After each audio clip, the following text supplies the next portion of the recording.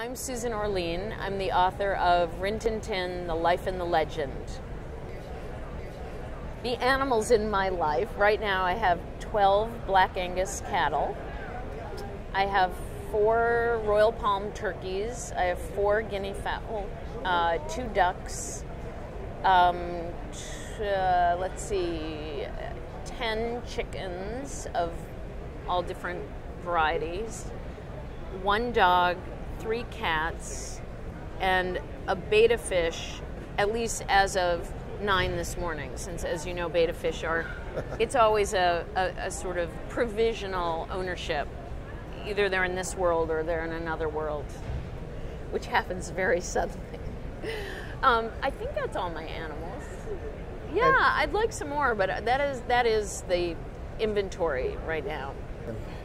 At the time that the idea for Rin Tin Tin first came into my head, not coincidentally, I had actually just gotten a dog. I had had a dog for 13 years, a dog I'd gotten in college, and after she died, which was a very upsetting experience, I took a break. I thought, I don't know if I can go through this again. But I'd just gotten a new puppy. So animals were on my mind again. They had never gone away, but when you suddenly have a dog again in your life, you're thinking a lot about dogs.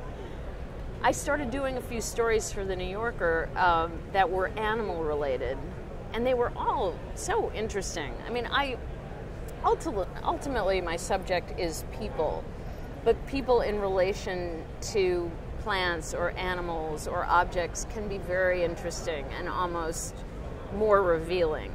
And certainly Rin Tin Tin is about a dog, but it really is about all the people around the dog and about American culture, about the history of Hollywood, as much as it is about a dog. But something comes into your life and you certainly begin having story ideas that crop up related to something that's already on your mind, definitely. First of all, when you pitched the idea to your publisher and said, here's what I'm going to write about, did they go, really? Or were they said, yes? I mean, what was the response? I think my publisher and my editors are very used to me coming in all fired up with an idea that at first glance makes them say, what?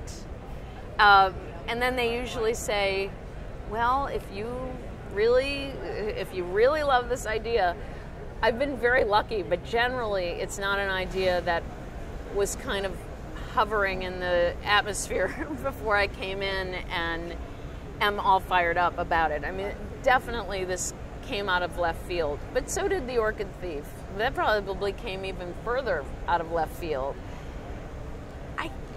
I have to admit, I think that has become entirely expected, that the idea that I am excited about is one that first makes you scratch your head and then say, well, if you insist.